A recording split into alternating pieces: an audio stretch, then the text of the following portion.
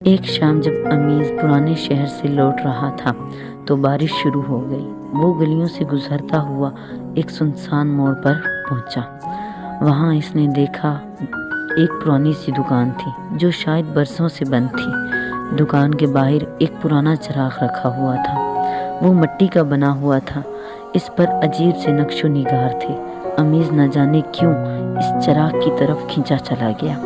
اس نے چراغ اٹھایا، اس پر جمی گرد کو صاف کیا اور دل ہی دل میں سوچا کون سا خزانہ نکل آئے گا، مگر گھر میں جلانے کی کام تو آئے گا ہی نا۔ وہ چراغ لے کر گھر آ گیا۔ دادی نے چراغ دیکھا تو چونک گئی۔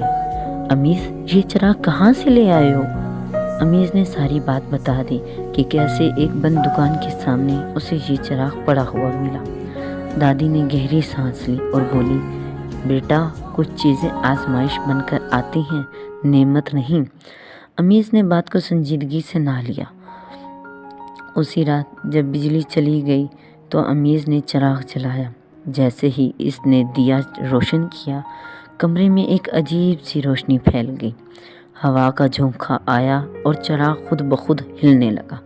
اچانک ایک بھاری مگر نرم سی آواز آئی، میں تمہاری 3 خواہشیں پوری کر سکتا ہوں۔ امیز کے دل کی دھڑکن تیز ہو گئی۔ اس نے ادھر ادھر دیکھا مگر کمرے میں کوئی نہ تھا۔ کون ہو تم؟ امیز نے ہمت کر کے پوچھا۔ آواز آئی، میں اس چراغ کا نگہبان ہوں، مگر یاد رکھو میں تمہاری 3 خواہشیں پوری کروں گا، مگر ہر خواہش کی ایک قیمت ہوگی۔ امیز نے قیمت والی بات نظر انداز کر دی۔ اس کے ذہن میں صرف ایک ہی خیال تھا، امیر بننا۔ میں چاہتا ہوں